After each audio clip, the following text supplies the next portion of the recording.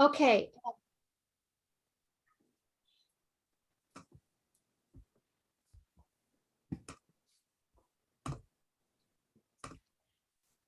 Hi, welcome to Association of Corporate Growth's CEASAR Roundtable. I'm Carrie Vanston. I'm the Association of Corporate Growth's Ambassadors Officer and Director of CEASAR.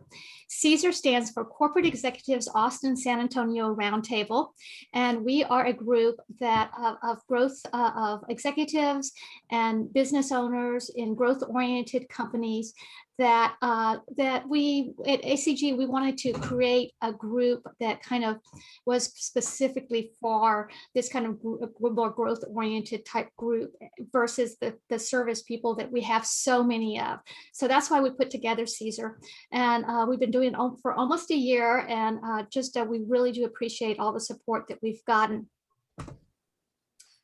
We want to give really huge thanks to our sponsors, Weaver, Dykema, Insperity, and Higher Better. If it wasn't for them, we couldn't do all of the special programs that we do.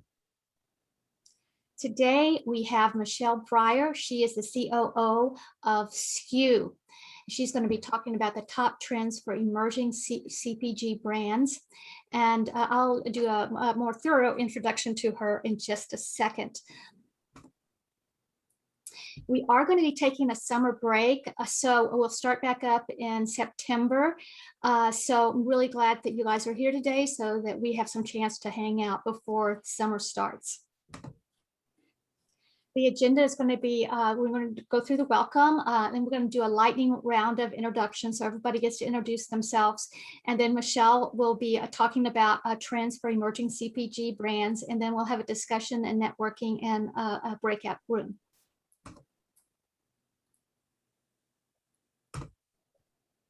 Okay, so with that, let's go ahead and introduce ourselves. I'll start. I'm Carrie Vanston. I'm the Alligator Wrangler, and I help high-achieving executives and business owners who are feeling unfocused, overwhelmed, or stressed. With my proven program, I help them really get clear about their vision and shift to a growth mindset so that they can leverage their strengths and prosper as the leaders they know they are. So you can say to your challenges, see you later, alligator. Okay, how about Justin? Hey everybody, thanks for welcoming me in today.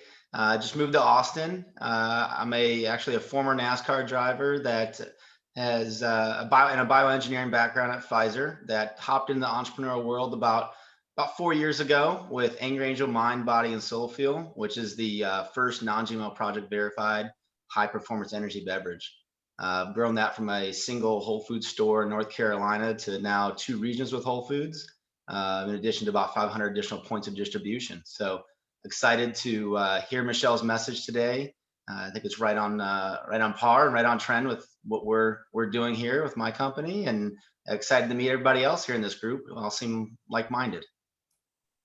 Thank you, Justin, and welcome. We're so glad you're here. How about you, David Turpin? Hey, good morning. Michelle, I'm one of the true hybrids. I am a service person and also a business owner. Majority of my time with ACG, I was a corporate treasurer, CFO at a Fortune 500 company. Had some other things I did along the way, ran a turnaround, some other stuff. But now I own a restaurant and catering business, and I am also a business advisor through an outfit that I own called Polaeus Group. And it's not right as a report stuck on the shelf. It's more, what can we do to actually answer the questions that people simply are afraid to ask or don't have the width of their own particular knowledge and experience to know how to ask, and then work along beside them with that.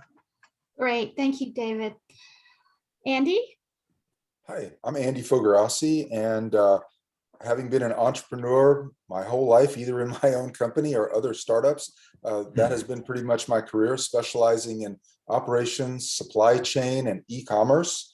I had my own e-commerce company that I grew to about 20 million and then sold it, among other things. But right now, my long-standing company, Austin Beta, is what I fall back onto whenever I'm not deep into some other company, and helping out other small companies grow, put their operations, supply chain pieces into place. And that's currently what I'm doing right now, kind of in an interim COO role, and looking for maybe some others to get involved in. Great, thank you, Andy. Brian, are you there? Susan, are you there? No? Sarah? Hi, I'm Sarah Singer. I'm the chapter executive with ACG Austin San Antonio. I run all the logistics for the chapter, so membership and events. So if anyone has a question, I'm the one to ask. We're having some in-person events again, which I'm very excited about. Next week in Austin, there's one at Loro on the 8th, and in San Antonio on the 10th at Bark and Hound, Hops and Hounds, sorry, something like that.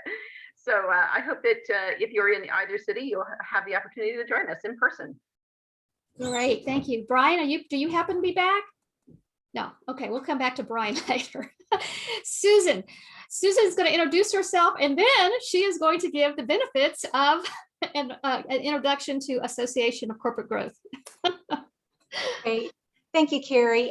Sorry to drop off for a minute. I realized I didn't plug in, and so my battery was going. But thank you, Carrie, again for pulling together great speakers and a great crowd. Susan Vaughn, my day job is with Insperity, which most of you are probably aware is a national outsourced HR service provider. So we help companies with their HR technology, their employee benefits, their culture strategy, and their risk management. But what I love is the opportunity that provides me to be a part of ACG and to enjoy all the education, the experience, and the great connections that go along with that. ACG has been thriving throughout the pandemic. A number of you have enjoyed that along with us, but for any of you who haven't been able to sample that, please do go on our website, look at the many events that have already happened. Most of them have been recorded, so there's some great content. And then there's more coming up. In September, we will be having our first live event. Actually, we did have a happy hour, and we do plan to have some other happy hours. But our first large gathering will be our Growth Awards event, which is a stellar event that we host annually to celebrate growth stage companies at different levels of revenue. So we hope that you'll stay tuned for that in September. We do in the short term have coming up, as Sarah mentioned, a couple of live happy hours. We will probably have another one in between now and September. On the June 30th, though, I want you to be aware that Morris Miller with Xenex Disinfectant is going to be speaking to us. And if you haven't heard his story, you really should know about it, especially after what we're emerging from, meaning the pandemic, because what his company has produced is an ultra, I forget what technology, I think it's ultraviolet light that kills 99.9% of viruses and bacteria. They're used by lots of hospital systems, including MD Anderson. So we hope you'll show up and hear all about that. Brings us all great promise. So thank you again, Carrie. Thank you everyone for being here. Michelle, can't wait to hear what you have to share with us. You should introduce Alyssa Padron down in the corner there, or she's in the corner of my room, my screen, because she is a CPG powerhouse. So Fantastic. Good. Brian is back too. I did want to say that Susan is our president-elect of ACG. So we are so happy about that. And we actually came into ACG together, and I pulled her in when I became the ambassador's officer, and I had her as my assistant. My membership, one of my memberships. The next year, she became the membership director. I stayed ambassador. Then she became the executive VP, and then she became the president-elect. And next year, she'll be the president. So we've had a really wonderful time the last 3 years at ACG, and highly recommend it as a place that is just a fantastic place to meet people and develop relationships and business. I've gotten a lot of business from it, most of my business from it, as a matter of fact. So thank you, Susan. And thank you, Carrie. I would love to have Brian and Alyssa. Is it Alyssa? Alyssa, introduce Yes, Alyssa. Okay, great. Go ahead, both of you. Introduce yourselves, please. Okay, great. I apologize. I had a call come in I had to take. My name is Brian. I am the co-founder of Mashup Foods. We have two brands, Pickle Smash, which is an amazing pickle-based salsa, and then Pickle Splash, which is a new pickle juice beverage line we just launched. And then I'll let Alyssa introduce herself. She just came onto the team last week full time. Yeah, hi there. My name is Alyssa Padron. I am the newly named operations manager at Pickle Smash, helping Brian out. Previously, I have been in CPG for about 2.5 years now. I was previously the program manager of SKU and got Yay! to work closely with Michelle. So I'm definitely here because I am one of her biggest fans and just glad to be here again. Thank you, Alyssa. Right back at you. Hi, Alyssa. Hi, Brian. Hey, Andy, what's up? Beautiful day. Great. Yes, sir. Looking forward to hearing Melissa's stuff and seeing you guys. Yeah, cool. Great. I'm so glad to have you here. So now I'll introduce Michelle. So Michelle Breyer is Chief Operating Officer at SKU, an accelerator program for stellar consumer product startups, the nation's first CPG accelerator. As COO of SKU, Michelle helps shape curriculum, partnership relationships, media relations, and expansion strategy. Startup companies from around the country with innovative consumer products apply to SKU to receive the resources and relationships that help them before breakout successes. Alumni include brands such as Epic Provisions and Austin East Ciders. Michelle joined SKU after spending 20 years in the beauty industry. She co-founded Naturally Curly in 1998, where numerous hair care brands were launched. A visionary entrepreneur, she took a personal frustration over out of control curls and built it into the largest scale media platform for hair. She was named one of the 50 most influential people in the multicultural market by Women's Wear Daily in 2015. The company was acquired in 2018 by Essence Ventures. Michelle's superpower is standing on her head for hours during yoga. So with that, welcome, Michelle. She asked me to say something that people wouldn't know, and that's it. I was a clown in the circus for one day too. So in the Barnum and Bailey circus, and that was fun too. So anyway, I am, as Carrie said, the COO at SKU, and my role also kind of encompasses CMO. So I do a lot of the outreach and marketing relationships. Just found out we have on our mentor team for an upcoming track, the editor-in-chief of Nosh BevNet, which is very exciting. So anyway, I was mentoring for a couple of groups around town after I sold my company and was recruited to SKU because of my beauty background. And we always seem to have at least one beauty personal care product per track. And I didn't know what I was getting into and had the most amazing experience. It's, unlike any incubator or accelerator that I've been a part of. Absolutely amazing mentors, incredible companies, and was recruited to be the COO in 2019. And it's been a incredibly dynamic, exciting time to be a part of the organization because we are expanding. We just today was the kickoff for Impact SKU 2021, which is our incubator or accelerator for purpose-driven companies. And then on Thursday, we kick off the MO track, which is for minority-owned CPG companies. And so lots going on in the SKU world, but the main goal is to help companies accelerate their growth, which is where I know Brian because he was an amazing standout superstar alumni. And his product, if you haven't tasted it, is so addictive that you can't. I mean, the beginning of the pandemic, Brian was hand delivering cases to me because I couldn't get enough of it. I still can't get enough, but I actually go buy it now because, you want to support these amazing founders. But anyway, if you haven't tried it, it's amazing. There's my shameless plug for Pickle Smash. So that's a little bit about what I'm doing now. So anyway, I'll hand it back to you, Carrie. Okay, you had said that you had some top trends in CPG brands that you were going to share with us, and maybe we can have a kind of have a discussion around it. Well, I think that if you look at three of the trends that really came out of this last year and a half, and they were already kind of becoming trends, you definitely see things in the personal care, cleaning industry, lots of companies that have products that disinfect, clean. They're doing incredibly well. And even as things kind of tick down, people really, really care about cleanliness. So I don't see those companies, I see them continuing to grow. Another area, and Andy can kind of speak to this, is anything related to pet care. Pets, during the pandemic, the amount of adoptions for dogs in particular went through the roof.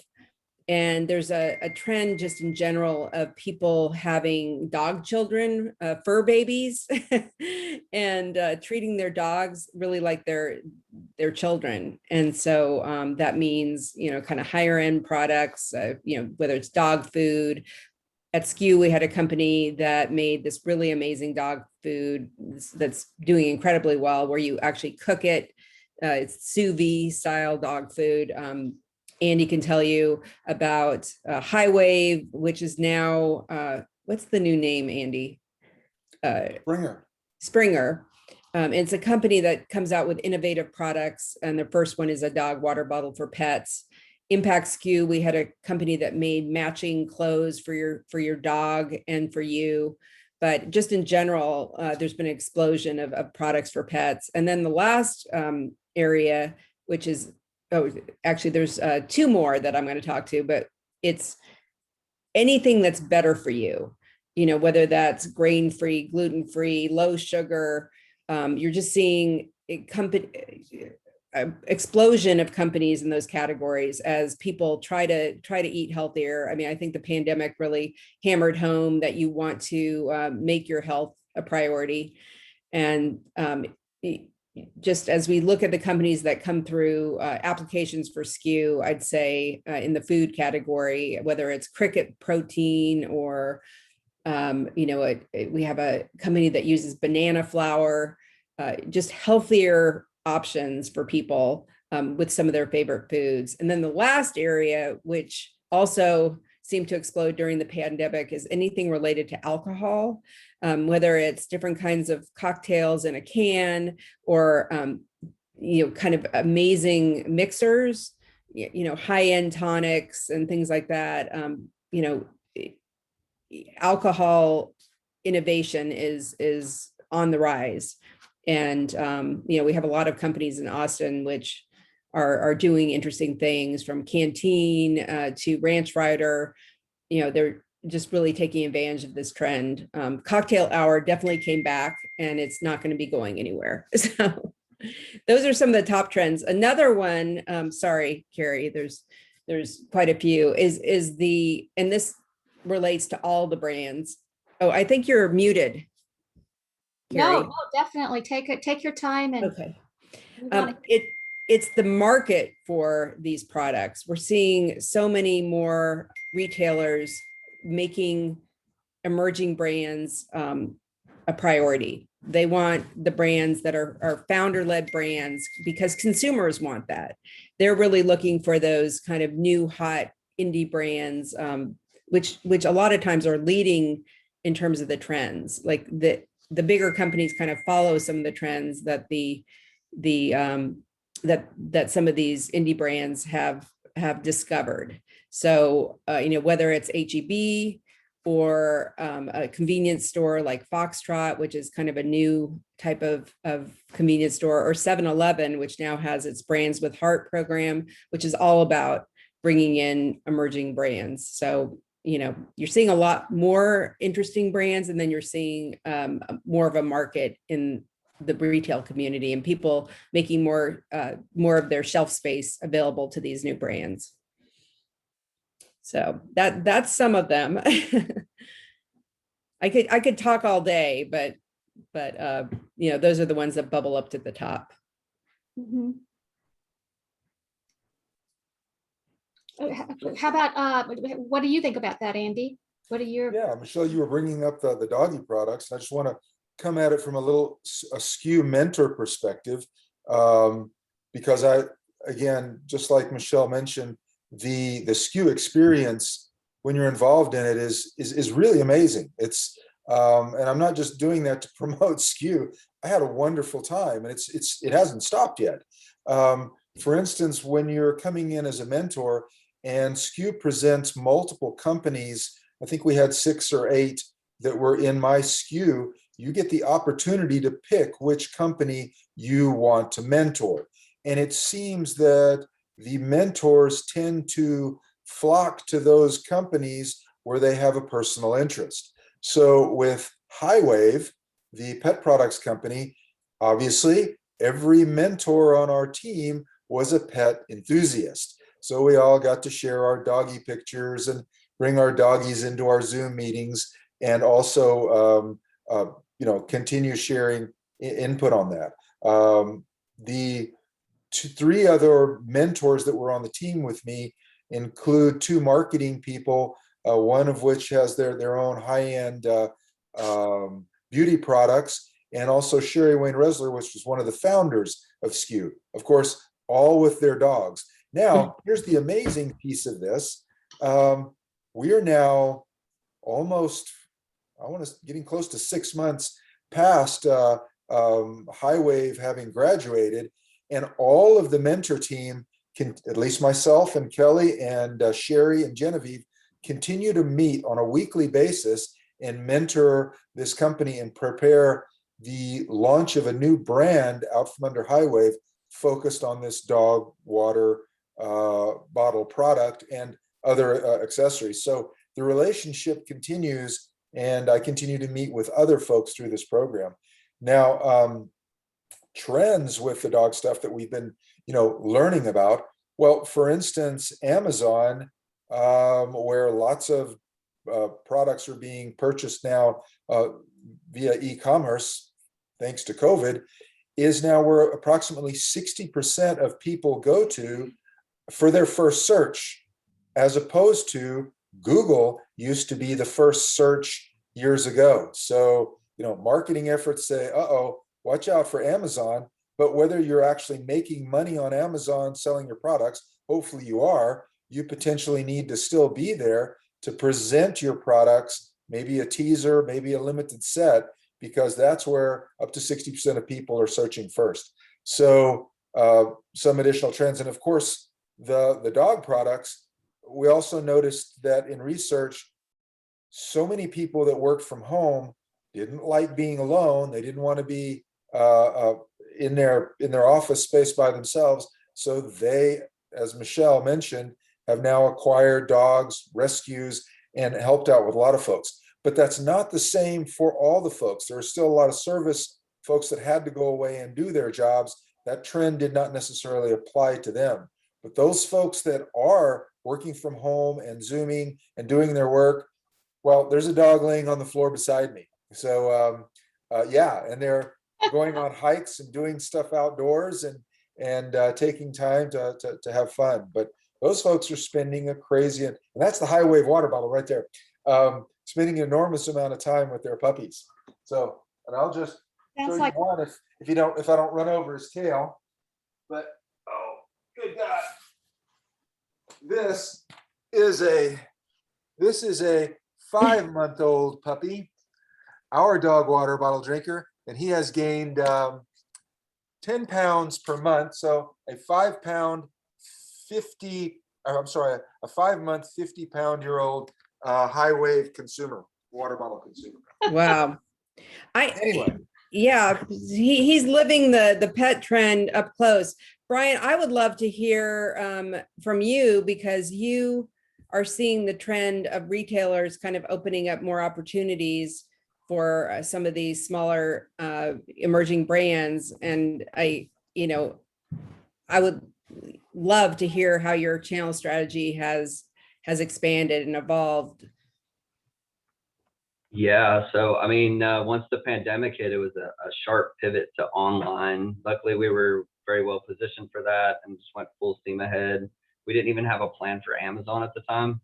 We quickly built that out, and we're doing very well on Amazon, extremely well with the juice product we just launched. We are definitely seeing retailers opening back up. We recently launched HEB. So this last month is May 10th. So we've been about a month there. We're seeing retailers starting to take category review meetings again towards the end of the year. Some of them are still out to 2022.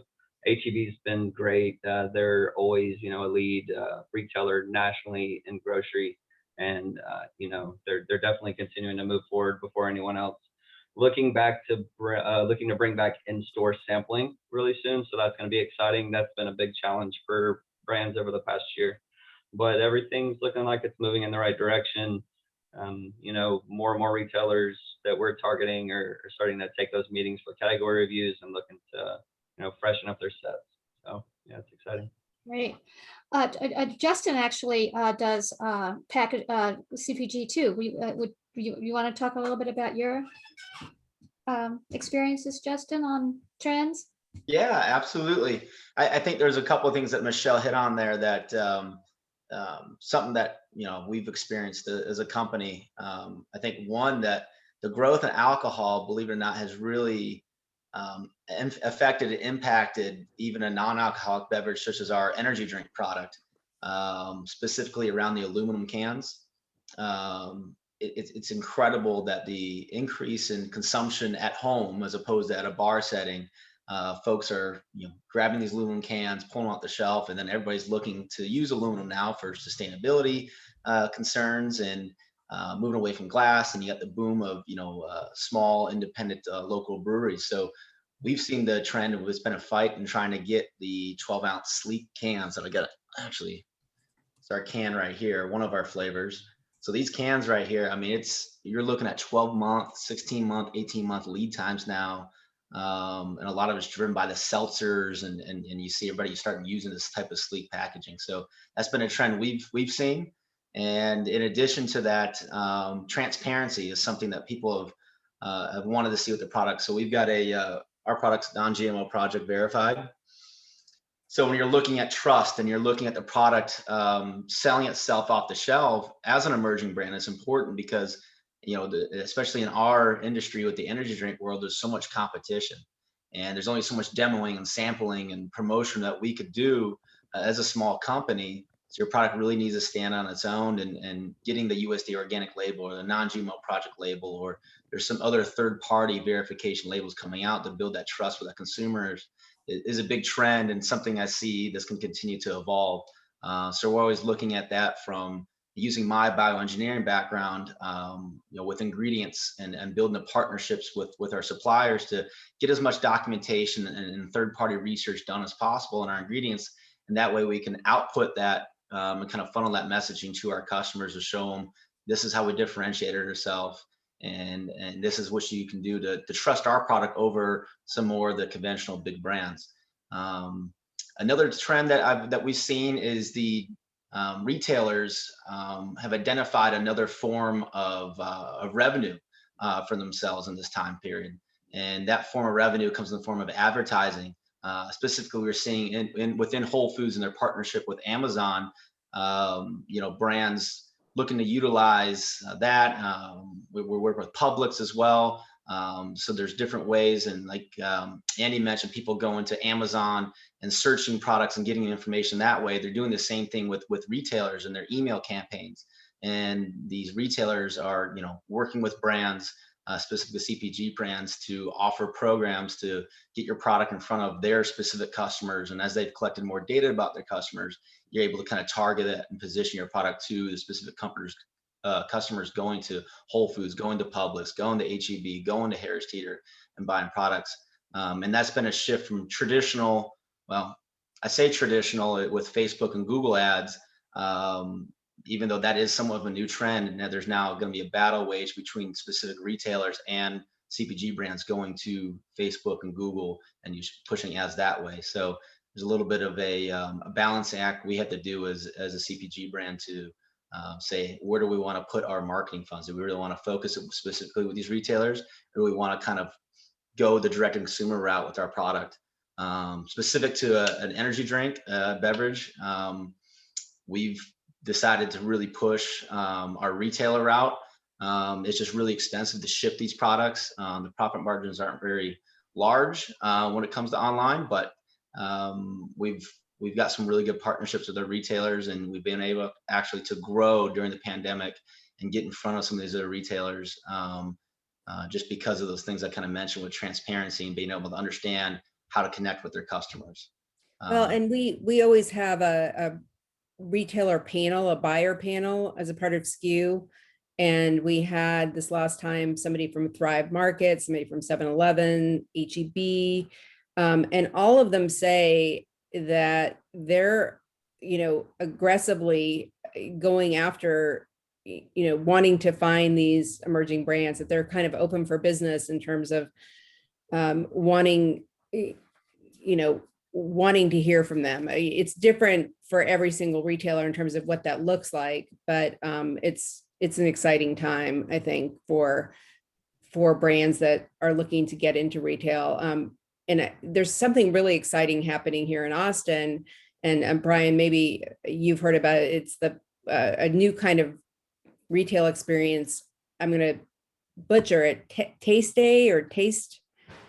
Do you know what I'm talking about, Brian? It's the kind of market that's opening where it's all emerging brands, all local brands, and they are having a democratic way of bringing the products in, where really the customer is going to vote on what products go on the shelves. But is it product camp? Pardon? Is it product camp? It kind of like that. Yeah. I have you heard of it? No, but is it similar to like neighborhood goods? I know they're doing a local kind of brick and mortar thing in SoCo, and then we're working with GoPuff too. That's been another interesting one. Yeah, GoPuff is doing some interesting things. This is going to be brick and mortar. It's going to be on South Congress, and really almost exclusively emerging brands. And it's opening the end of the year, early next year.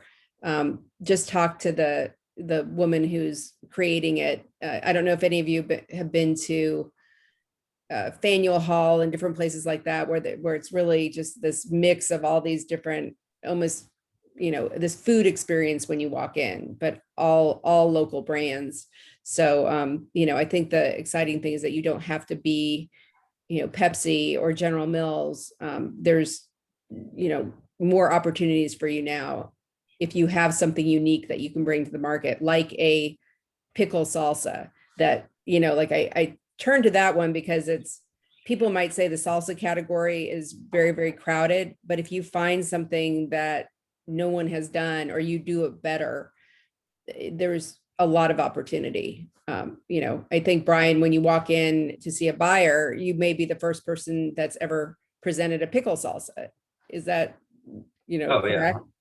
100%. I mean, when we created the category segment, a little over 3 years ago, people were like, pickle salsa, it's kind of like more of a known thing now. And we actually have competition. So Mount Olive just launched their version of a pickle salsa, which gives, the validation to the category. But yeah, we're typically the very first and only pickle salsa that's ever been presented to a salsa or salty snack bars. Well, no one has the cool logo that Pickle Smash has. Yeah, we have pretty amazing packaging too, and branding that came out of SKU for sure. Nice bright kind of custom green lids that stick out, and our Smash character. And where can I pick up a jar, Brian?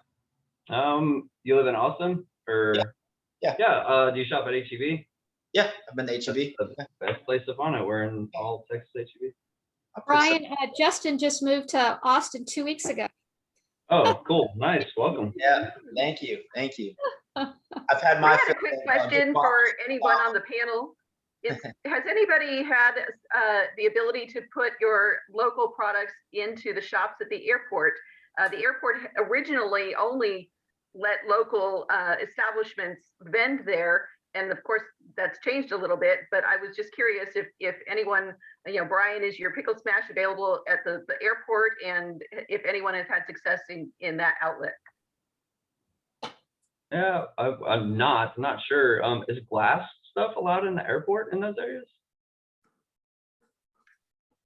Once you get through security, yeah, I think that it's mostly plastic. If I'm thinking of the different items, like Salt Lick, for instance, has their things to go, but their sauce is in glass. If I may, I used to have an operation at the airport under the license arrangement that the Salt Lake organization has a joint venture with an outfit called Delaware North. Delaware North does about 70-something% of concessions in North American airports. The person who owns Delaware North also owns the Boston Bruins NHL hockey team, giving you an idea of the amount of money floating around. And everything out there is a Delaware North managed activity. All those players, you see their names, they get a license fee check, but every person behind every counter in all those different places, their paycheck says Delaware North. So a key person to talk to if you're trying to get into the airport is the regional or the person regional person or the person's overseeing the specific activity at the airport. And about 6 or 7 years ago, they redefined Old Austin, because my operation was Austin. And then they said, well, it's not new enough. And a lot of people were booted out and new people came in, but it's still all things done under an umbrella master licensing arrangement that Delaware North has with the city of Austin. So you need to go to the Delaware, figure out who the Delaware North person is that you would talk to is the best way to get into the airport. Well, and Brian, you are going to be one of the brands. Go on. I'll let you finish with David if you had any more questions for him. No, I think we can figure it out from there. Yeah. So Pickle Smash will be one of the brands that goes into neighborhood goods. SKU has a partnership with them, and in their new marketplace section, we have a whole kind of table in the middle of the marketplace where it showcases Just SKU alumni. And so the first for our Karma Nuts, Humble Nut Butter, All Y'all plant-based jerky, and Ora Bora, which is a sparkling water. And every 3 months, we'll be rotating in new SKU brands because so many people from outside Austin come into neighborhood goods, and they're really focusing on local products there. So hopefully we can showcase it and, get people addicted to products like Pickle Smash. They come for a bachelor party and they leave with a crate of Pickle Smash. That's the goal. But it's kind of an exciting thing for us, and we're trying to do more partnerships like that. Beyond Meat has something interesting where they came to us wanting to, they have sampling opportunities. They go to different music festivals, and they said, we want to have things that are complementary with what we're already selling. So, I put them in touch with a bunch of our SKU alums so that they could introduce people at these different activities to these new brands. So I feel like that's happening more and more, and that's definitely a trend. Really these new opportunities, creative opportunities to get out there in front of new customers. So, especially with COVID slowly ebbing, there's some real opportunities there. Sounds like. Definitely. Another question: if anybody in the group has successfully partnered with one of the establishments at like the ACL Music Festival, there are some vendors, for instance, if someone's selling a chopped pork sandwich with Pickle Smash relish on it, if that's the kind of partnership that can be done, that Pickle Smash can have a little sign there that says, if you like our salsa, it's available at the airport on your way out of town or something like that, or at HEB. If anyone has thought of doing partnerships like that. We are working on those, but I think that Brian, I'd be interested to hear if you have partnered with any, any restaurants or, different places to get Pickle Smash on their products. Yeah, great question. So yeah, we have a couple like active conversations going around that. Snooze Eatery, which has a few locations in Austin, but they're kind of a national. Ooh, they so need Pickle Smash on their omelets and everything. Yay. Yeah, they do. It pairs great with them. So we're kind of connected in with the right people and working that out. We want to do it only in the Texas market because that's kind of where we're available right now and use that as a small test. So working through that. A few food trucks too. And then there's an amazing sausage company called Smoky Denmark that recently launched an HEB, and so we're working together to go on kind of a branded partnership where we're kind of like swapping coupons and offers on each other's packaging. So yeah, things like that. But we're constantly looking at lists of ideas and then looking to see which ones are the most viable, and then pursuing and working those out because. And that's actually an amazing idea. I wrote that down, finding out who the vendors are at ACO, because I'm sure they've been selected by now. I know I have a handful of tickets and many other people do. So figuring out who they are and who would be best to partner with is an amazing idea. Yeah. And I think Brian is interesting because he has channels that are maybe non-traditional, like hardware stores. And you do a brisk business at the state fair too, don't you? Oh yeah. So we really came up through the state fair and working with the Texas Department of Agriculture and Go Texans. So we're full all in, much as we planned last year, though it didn't happen. But we kind of doubled down on that, and we're gonna have a full 10x10 deal inside the Go Texan Pavilion, and kind of a whole rack inside the store to be able to expose up the tens of thousands of people that go through there. Into our brand and continue going them. We always look for events where we can sample our products. This is huge. It's more accepted now, but it's still, there's that barrier to where people really just have to taste it because it's a completely unique product. But once you're able to, put that product in their mouth, they're sold. So if you like dill pickles, you're going to like Pickle Smash, and that's going to be your go-to salsa. You need to be in Costco, where I think they said, something like 15-20% of the people who go through Costco are there to eat lunch via all the samples that are there.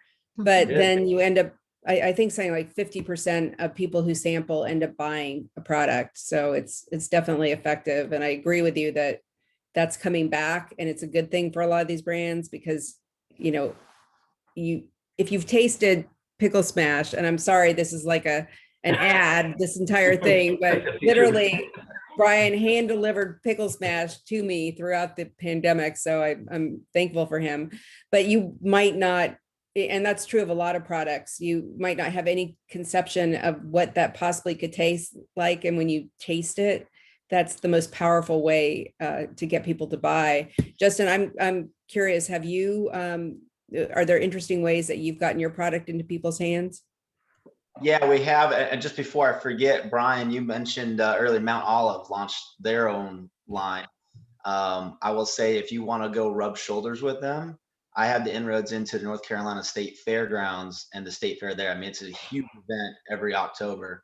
I've got some inroads there. And it sounds like Texas and North Carolina has a lot of similarities when it comes to the support of local products and specifically around agricultural products. So if that's something, I know you said you want to focus on Texas, but if something you want to go to North Carolina with it, I've definitely got some inroads into the state fair there. And I could probably name about 24 products that would go good on, because everybody deep fries things there, and cut it with that pickle juice, that nice acid cutting through there would be really, really good. So. And Justin, just so you know, there's like an ongoing war between whether North Carolina barbecue is better than Texas barbecue. Say that. Okay, you guys know it's like 12:45. Y'all are making me hungry. Yeah, I know. It's like my mouth is watering now for literally I eat Pickle Smash on salads, on veggie burgers, like all of that is going through my mind right now. And it sounds like I need a can of your product, Justin, so that I can power through the afternoon. Yeah. Well, I'm talking about interesting ways we got in our hand, initially. So I grew up racing cars. So my background's within the NASCAR universe and the NASCAR world. And that's really what inspired me to create the product, because I was addicted to Red Bull and Monster and NOS, and you name the conventional energy drink, I was addicted to it. And mom and dad were always pulling on my coattails to me, those are bad for you, need to get rid of that. And what inspired me is I couldn't find that healthier option. And even when I went to Whole Foods Market, a lot of them still had a lot of sugar in it. A lot of them lacked the functional ingredients that I was looking for in an energy drink. I mean, it was tea leaves and juice in a lot of the drinks, and it still is. And that's really what we're combating, is I'm trying to bring that middle ground, that product that somebody says, hey, look, I'm a CrossFitter, or I'm somebody that maybe needs a little extra B vitamin or some CoQ10. And I can't find a product in my local organic natural store that has these ingredients. It's just caffeine boost. And we talk a lot about bioavailability of ingredients, and that's really why we put CoQ10 in our product. That's why we put B vitamins in our product, and that's really how we differentiate ourselves. So, and I say all that to kind of get at, we've used the racing, kind of my roots, to get it out. So I sponsor a lot of up and coming drivers. So I guess the micro influencers of the racing world, for lack of a better term, to kind of push product out that way. But in terms of putting a product in people's hands, getting them to try it, COVID and the pandemic's been really, really tough. But just to give an example, this past weekend, all the trolley pubs here in Austin, I gave out about 6 free cases per trolley pub for the people on the trolley pubs to drink and enjoy as they're going throughout the day. They need a little caffeine boost. And it was a good way to welcome the product to Austin. And a lot of those people that are doing those trolley pubs are out of towners, so they're trying the product, they're going back. They're doing it. So I actually put little QR codes on the trolley pubs that they were able to go scan, and then it was a funnel to get them to do a subscription and have basically product waiting for them back at their doorstep when they got back home from their bachelorette or bachelor party. I never knew that it was called a trolley pub. I just knew it was that thing that was always in front of me on the street that I couldn't get past. Yeah. It was just, now I know it's called a trolley pub, so I can be annoyed with a name for it. Yeah. And one thing that's never going to go away, and for me, it's how I differentiate myself as a brand initially early on is that personal touch inside the retail spaces. So even though we weren't allowed to go in and go do individual product, little cup sample products to the stores, there's just two things. One, we kept going into stores, myself and my team in the Carolinas and the South, passing out products to all the employees. They were working long hours. A lot of them are our target demographic, and they're there all the time, but they're also telling customers what products to try all the time. So giving them loading them with manufacturer coupons, keeping them, involved with the story, and the brand growth was big.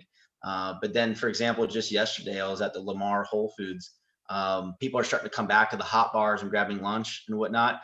I can't go in there and do product samplings, but what I did is I stood outside and walked around to every single table, passing out cold cans to everybody sitting there. And I shared the story about the brand, and was less focused about the product, more focused on the story, since I was the one actually giving it to them. So trying to create that lasting impression with them in that way is really huge. And that's just a few of the many examples that we've done as a company to keep the product in people's hands and get them interested in it. So. Justin, I should have you come speak to SKU because we talk about, sampling as one way to get in front of people as a part of their marketing budget. And I think it is going to come back, or is coming back. But I think that knowing the other different things that are kind of non-traditional, like that may be as effective in different ways, that one-on-one with customers. I mean, even though you can't touch every single customer who's out there, if you get a few people even that taste it and love it, and they tell 10 other people, that's powerful. You only need 3 people per store buying, especially a product like ours. They buy 2 or 3 times. If you get 3 customers, that's exponential, and that's really all you need for the foundation we found to really make that be a top seller in our category in the stores. So Justin, email me after this, because I want to talk to you about that. I think David had a question. I shift briefly on the thrust of the conversation. These are really great, what I would call tactical moves about how to get product out, early stages of a company's development, product recognition. But it's as old as there's retail, is shelf space. And if you have a small amount of shelf space, that's great. It's better than none. But how does one look forward to the strategy of a company? Is your goal, or should a small product item be, I'm going to grow a company based around 2 products and create a certain size? Am I going to become, after a ramp up period where there's great deal of potential that someone will value, I'm going to become another item in someone else's catalog, and I'll take my money and I'll go and do the next one? What are the growth mindsets of people who are going into all these new products? I mean, there's a market for a lot of them. Michelle, I am the husband and father of 2 women with exceptionally curly hair. Yay, we love the And curlies. I mean, the guy who cuts my hair also is the one my wife would have recommended to her, who took his structural engineering background at NXP's predecessor, and went into the hair business. And he does almost exclusively his incredibly difficult curly hair, and he's done very decently at doing that. Is his But- name Ethan? No, his name's Bobby Baker. Oh, okay. Beekeeper, hairdresser extraordinaire. I mean, Oh here's the my. guy. Yeah. But the point is, if I'm running a company, or if you're looking for another round of financing, or you're trying to bring team members in, what is the longer term vision? What's the end game within the context of whatever you can call an end game? I mean, 5 years is forever. I can speak to kind of what we see with SKU companies and kind of what we want their mindset to be when they come in. We look for companies that aren't looking for their company to be a lifestyle brand, which means that it basically provides them with a great living and employment, and which is wonderful. And I think a lot of people, that is a great goal, just to have, and not just to have, but to create a company that sustains you and employees. But we're looking for the brands that kind of break out, and that within 5 years or so, they have some kind of liquidity event, whether that's an acquisition. Epic Provisions is a great example of a company that was in SKU, and it evolved out of a vegan bar called Thunderbird, which you may have heard of. It's still in the stores, but the founders, they were a couple who were personal trainers who were vegan, but by the end of the program, they had started eating meat. So they created these bars that had fruit, nuts, and meat, and it became obviously very, very successful. And within 2 years, they were acquired by General Mills for $100 million. That's the type of companies we want to see. And I don't want to speak for Brian, or Justin, but we're looking for those breakout companies, that are. I'm all in favor of a breakout company, because if you talk to, I don't know if you ever knew Dick Johnson at the Small Business Development Center for Texas State. He was the entrepreneur in residence for a while as well. Yes, I did meet him. Yeah.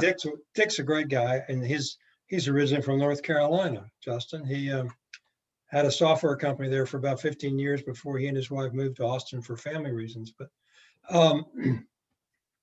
trying to find people who will work hard enough and recognize what's a copycat versus what is a truly potentially new breakout product. He said 5% of all the people that come through there might succeed. The rest of them either are copycats, or they think it's just money grows on trees, or they won't work hard, or all the above. And to me, working on this non-lifestyle, what's my liquidity step, or where am I going to go next? What's the next step on the product development curve? That really is someone I think is worth the time and effort. Yeah, well, when we interview people, we are looking for founders that have that passion, that have that dedication, that have that desire to create something that's much bigger, and that want to, in the end, see some kind of liquidity event.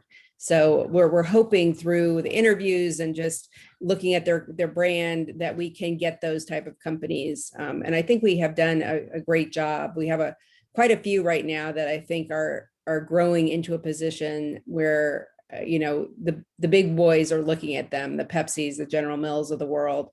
you know, rather than try to create their own products, a lot of the times now they're acquiring brands that have something cheaper. unique. Yeah. Why have a big R&D department? Just wait till somebody gets to a crucial size. It's worth the time to research them and bow. Well, Yeah, that's- and their founder, they have a founder who has a story, and General Mills can't create a brand that has a founder with a compelling story. They Not just can't. anymore. I mean, they No. all started somewhere 100 and some years ago with that same story, but that's lost in the Yeah. dim bits of time. And there's Yes. something just interesting that just happened. I mean, Coke actually shut down their venture arm that was focused on actually taking smaller, brands, smaller in a sense, like 20, 30, 40, $50 million. They shut down because they failed time and time again to even take advantage of that founder power that was already there. I think a lot of that was lack of effort on their part. They did a poor job of pushing that story forward, like you said, David, of saying, hey, Yeah, look, and I would guess you're, having spent a fair amount of my time in the international financial sandbox, large corporations with people on the payroll simply do not attract the really smart kind of private equity mindset that big payday potentials will draw in centers like Austin or Boston or New York or Palo Alto. I mean, it's just the way the world has gone around in the last 50 years. well, you see Cavu Ventures and what they've done actually with a local product, Poppy. They were Mother Beverage before, had some initial success, went on Shark Tank, and really Cavu Ventures, what they've done, which is really interesting, is they've really, yes, it's focused on ingredients and the story and whatnot, but it's about that overall, how do we make this, turn this mainstream in terms of the branding and use the current pop culture and pair that with a unique product and a unique story. And they've done a good job with that with all their products they had. I think Epic's actually maybe they're part of their family. I can't remember. I don't. I remember thinking when PepsiCo changed their name to Frito-Lay, well, that was interesting, but it was actually in retrospect a very savvy thing to do because PepsiCo means nothing. Right. A lot of people know what Frito-Lay means as a CPG. That's right. It's interesting you bring up Cavu Ventures because one of our founders is Clayton Christopher, who's the founder of Cavu Ventures. And I feel like he is got the Midas touch. Everything that he touches seems to turn to gold, whether it's sweet leaf tea or Deep Eddy vodka or Waterloo sparkling water. Yes, yeah, exactly. So, I think a lot of people in the CPG world want to get some time with Cavu Ventures. And there's also a new company called Human Co, which is started by one of our mentors, Jason Karp, who still has Hue Kitchen, which is Hue Chocolate. And he's really focused on, they acquired or have a partnership with Coconut Bliss. He's like the Cavu Ventures for all, kind of plant-based, very healthy foods. And it's, or even like technology that's designed for health. And so, Austin has become a center of those types of ventures that are really focused on exactly what you said, like taking these brands and then turning them into household names. That's right. If I can offer one other blurb about Clayton, I hadn't thought about this for a while. And I don't think Brian and Justin would fall into this category, but I heard Clayton speak a number of years ago. And he starts off with saying, I almost lost Sweet Leaf before I got going because I confused being king with getting rich and being successful. And he said, I wished I had learned to trust my CFO a year before I did. He was trying to be everything to everybody. And when I first left corporate America, when someone buys your company, you don't have a job anymore. I wound up in a partnership with some people. And the first guy we tried to help bring a new medical device product to market fell into that trap. And he absolutely would not let go of anything because he had to be king. He was incredibly smart, former surgeon, very knowledgeable, could do just about anything he put his mind to. But there's simply things he didn't know and people he didn't know how to trust. So don't ever fall into that trap would be my advice. That's right. Well, and I've got, one thing as a, fairly young entrepreneur and business owner and whatnot is learning from mentors. I've had a couple mentors and I've got somebody I met in my days at Pfizer that owns his own automation engineering consulting company. but in addition to that, owns a few other companies, and he actually owns the technology around it's like a digital twin technology, and it's like he's got like voiceover technology with it, and there's drone technology with it, and he's actually coming to me now ways of saying, hey, look, I don't understand the retail space. Is there ways we can take this technology that we use inside of my past life with the engineering world and pharmaceuticals and use it in the retail space? So to your point, David, it's also about realizing what you don't know, what you aren't comfortable with, and reaching out to others and saying, hey, look, you got the experience here. I'm going to trust you with the keys to this. Let's work on this together, and not trying to just learn everything, because there's not enough time in the world for all that. One of those counterintuitive things that people starting out in business are afraid to do is go ask your competitors what's going on. You'd be amazed at how much information they'll give you for free. Yep, absolutely. Actually, we've done the same with one of ours in North Carolina. They're unfortunately out of business now, but when they were in business, we would work together. They were an energy drink, but we didn't target the same type of customer. But we knew we were two small brands in a big world, and we knew we needed to work together to kind of put our arms out and kind of put our muscle, the small muscle that we did, put together to fight the big current of these bigger brands. So yeah. Brian, can I ask you a question right quick? Forgive me for dominating everybody. I'll shut up in a second. Are you familiar with Jardines down in Buda and Bobby McGee? Yes, sir. Have you tried to reach out and see if there's any bridge to build there? No, not directly with Jardines. We work with Texas. Of course, we manufacture at Mrs. Renfro Salsa, so we work with them a lot. And then Bernard's, Dave Bernard has a Bernard's Gourmet, so we work with them, but not Jardines directly. Okay. I know him really well because I used to, in my former life, I was a business reporter, and I covered the CPG industry for the Statesman, and he was, I think his name is Dan Jardine, if I'm not. That's the guy who owned it before the current owner. Yeah. Okay, so I don't know the current owner, but yeah, they would be a good person to talk to, Brian. You don't want them to take your idea, and that's the sticky point. Like sometimes a competitor, you see it happen, you go into it with the best of intentions, and you have to be very careful sometimes. Like pickle salsa, they taste your product, they may want to create their own, but they can't create a product as good as yours. And they don't have the cool pickle man. Yeah, exactly. I mean, anyone can create a pickle salsa. For us, it was about building the brand, and that's what we're to do, brands. Yeah, you're the leader. You are the pickle salsa leader. For sure. David, your question a little while ago inspired a lot of conversation, but I wanted to add one perspective for me from coming into SKU about them. It seemed like almost every one of these companies that were in SKU were grassroots workers. In other words, even Brian, I remember the pictures of him loading up pickle smash in the trunk of his car and hauling it to the post office to mail out or wherever it had to go. So all of these companies have been successful as a product company. They figured out how to make something and sell it, whether it's a empanada wagon or something else. SKU was really surrounding them with all the mentors, all the people, all the classes to try to teach them how to take a product company and make it into a brand and build the other structure around it. So that to me is the transition that appeared to be happening. It seemed obvious to me, maybe not to others, but taking a product and building it into a brand and putting all of those pieces around it to make it work.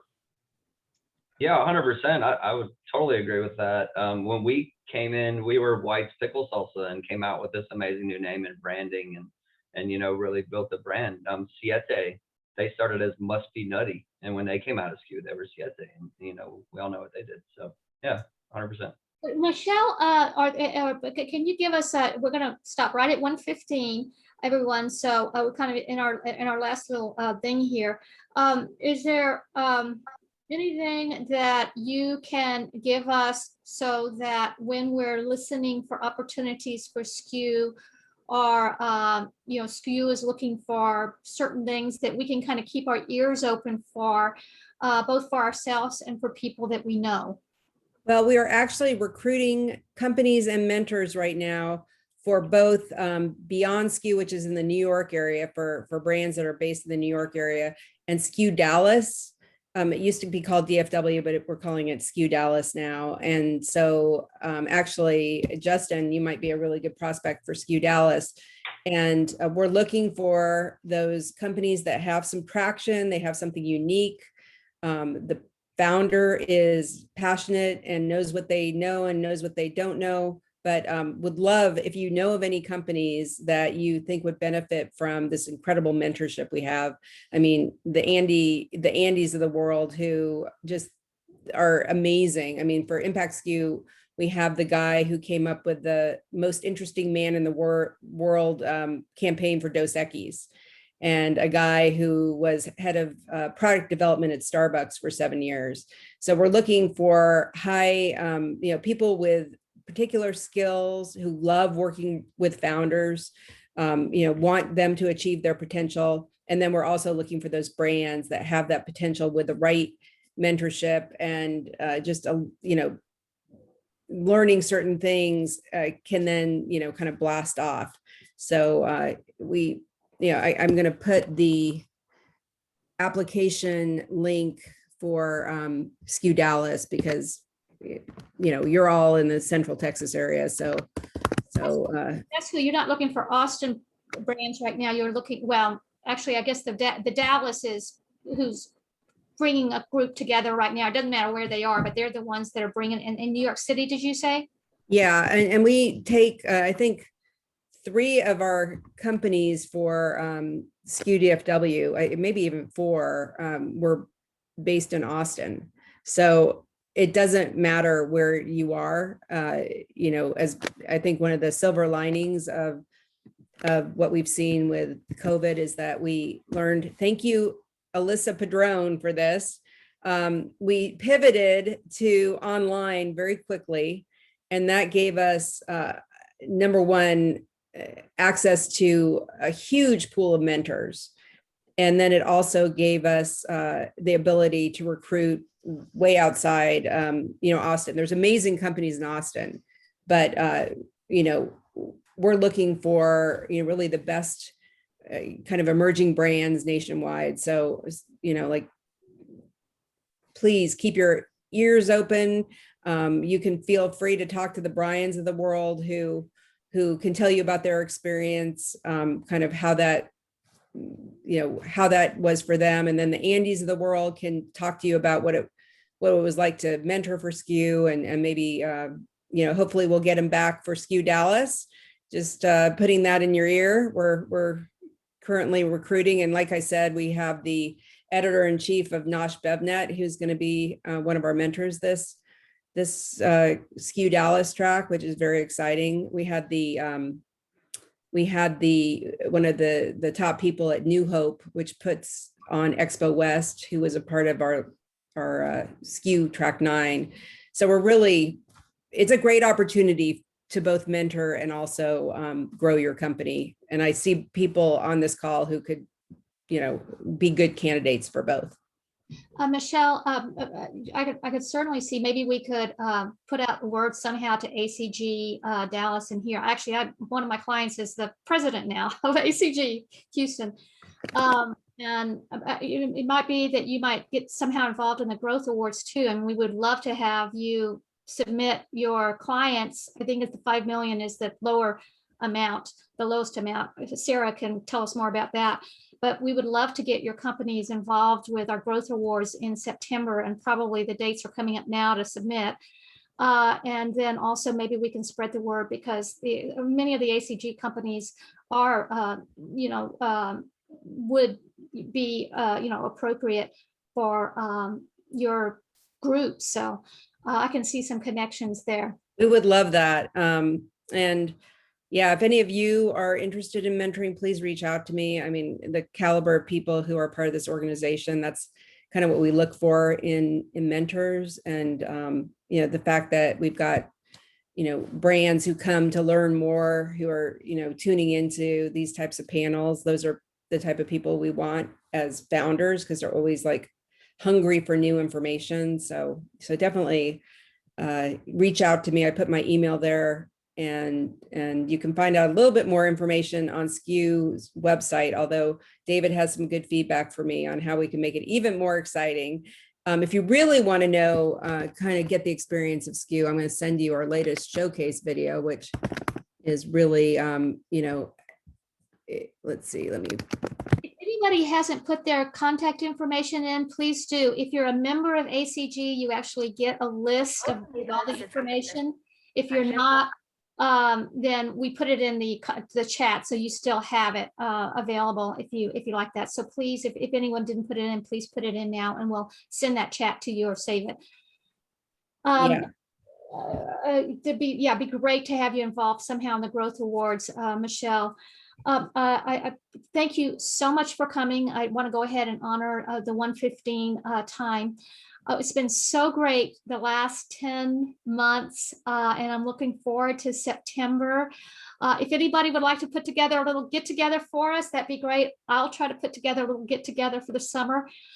So, I mean, I'd love to have some casual way just to connect, because several of us, have met every month since the beginning, and I'd love to have the new people today to start getting involved with CEASAR too, because we feel like it's really a great way to kind of bring in those C-suite and business owners of these growth type companies, so that you have some peer environment to really connect and support each other.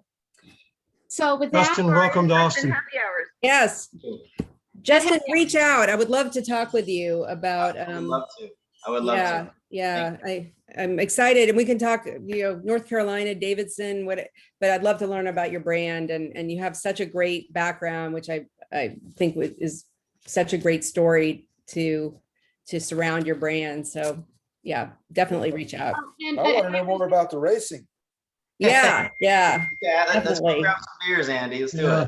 it. The guy, Dick Johnson, I mentioned earlier, was with the Small Business Development Center. He sold his house when he left North Carolina to the crew chief of a major racer. So you just can't get away from it, apparently. Well, you drive around Davidson and you see all the big semis that are, you see all the I forget what the name of the town is right to the north, but it's kind of NASCAR central. Mooresville is Race City, USA. Yeah. That's where I lived, actually. So Yeah. a race shop there, and I lived it, that's for sure. Yeah, definitely. Well, I want to thank you for inviting me on. I felt like this was a great conversation, and thank you everybody for coming.